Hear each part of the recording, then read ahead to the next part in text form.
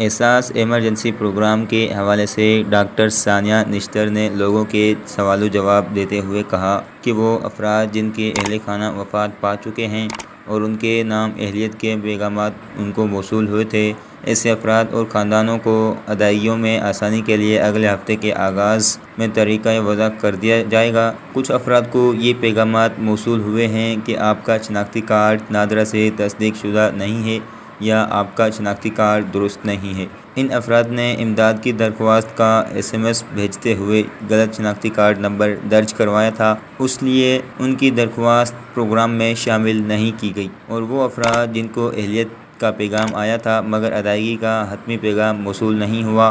ان کو عید کی چھٹیوں کے بعد جلد ہی ادائیگی کا پیغام بھیج دیا جائے گا۔ کورونا کے تناظر میں سماجی فاصلوں کو برقرار رکھنے کے لیے ادائیگیوں کے پیغامات مرحلہ وار بھیجے جا رہے ہیں تاکہ ادائیگی مراکز پر ہجوم اکٹھا نہ ہو۔